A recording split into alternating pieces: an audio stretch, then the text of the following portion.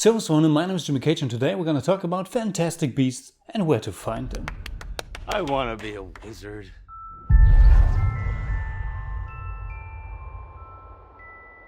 It's been 5 years since the last Harry Potter movie and shocking 15 since the very first film. I can't say that I grew up with Harry Potter. I'm not a big fan, but I enjoyed all the movies. Well, except the Half-Blood Prince, I think. But since Fantastic Beasts tells a new, different story and the setting is New York instead of Hogwarts in England, I was actually curious if I might like this even more. Well, I enjoyed it. There were many cool things in the movie and it has its charms, but there are also many flaws. Fantastic Beasts and Where to Find Them is based upon the book of the same name, which was published the year the first Harry Potter movie came out, in 2001. It was written by Newt Scamander and is actually more of an encyclopedia of the many different magical creatures in the Harry Potter universe.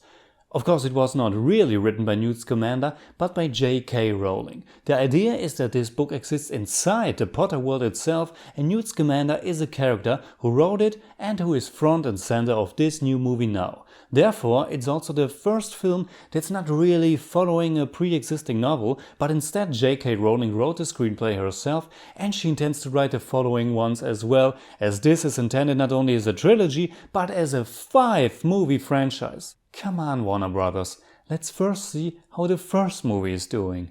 So of course you will get a lot of stuff that's more leading to the next films than it's actually really building a standalone narrative. Fantastic Beasts feels a lot like 2 different storylines mashed together. And for a long time I don't mind, because I found it rather intriguing to see a very dark tale about a young man played by Ezra Miller who is living in an orphanage that goes to the public warning about the existence and danger of wizards and witches.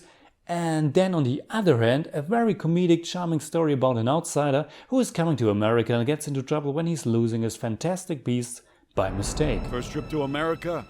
Yes. Must get that fixed. Anything edible in there?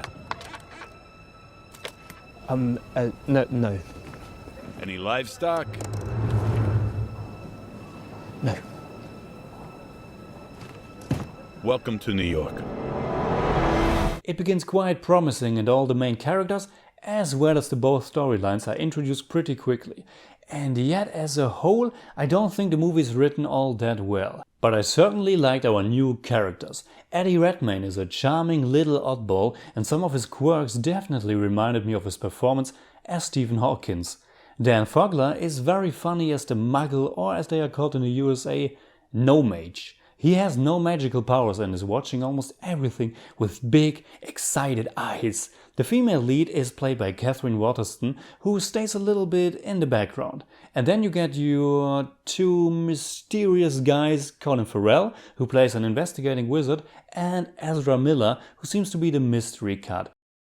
So while I like Newt, Kowalski and Tina, each of them really don't have that much of an arc when you look closer. They pretty much stay the same persons and the adventure doesn't change them at all. They try to establish a new, strong friendship bond between them, but at least to me Kowalski never breaks out of that comedic relief role. He was nice to see, and him and Redmayne share many funny moments that build on the franchise's obscurities. But what's missing is that next step. I was hoping he could add something important to the story, something necessary for the adventure to succeed. But apart from punching someone in the face, not so much.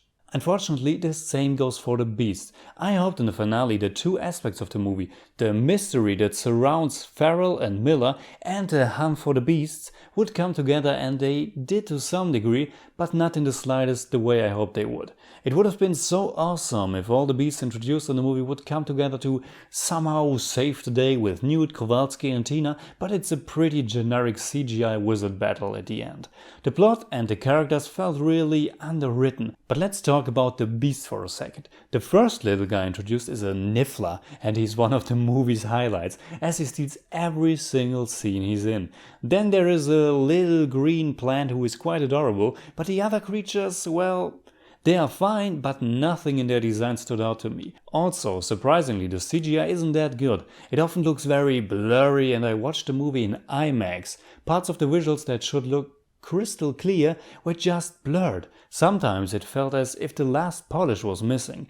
Maybe it was rushed, I don't know, but it doesn't just go for the creatures, and I don't mean that the movie looks terrible, only not as impressive as I would assume a big budget production in 2016 would look like. But there are also many scenes that felt like cheap green screen effects. Just look at the evidence. They had to recreate New York of the 1920s, and they did a pretty good job for most parts, but sometimes I got a little uncanny valley vibe.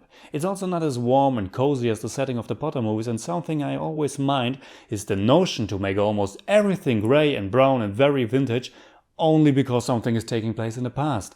But at the same time it creates for a nice contrast with the creatures, who are mostly very colorful. They give not only color to the movie, but also a little bit more weight to Newt's character. I like that he is someone who tries to show how amazing and friendly these creatures are. They should be treated well, and they all have their different characters. And don't get me wrong, even if there are many flaws, I had a good time with the movie because the humor worked, and even if it's pretty heavy on CGI, it has some charm. Oh, and I almost forgot, Alison Sudol plays Tina's sister, and she was like a glowing light in the movie. There's a little love interest going on with her and Kowalski, and it was just so cute. As someone who likes the Harry Potter movies, but who isn't a fan, I enjoyed Fantastic Beasts and Where to Find Them as well. But in order for this franchise to really excite me, the next one should really focus more on connecting all its ingredients to a tighter narrative, more forward moving, with higher stakes, and most important, with more emphasis on building characters that change or at least grow throughout the course of their adventures. I want to give the movie a 7, but it's more like a 6.5 out of 10. Oh, but the soundtrack by James Newton Howard has some really strong moments, so go listen to that. Alright, that's it. Like always, comment below, let me know what you think about Fantastic Beasts and Where to Find Them. And also please tell me, are you a Potterhead? And if so, how do you rate the movie in comparison? You can hit me up on Twitter, Facebook and Instagram simply at TheJimmyCage. And if you enjoyed this video, please give me a thumbs up, share, subscribe, whatever you like.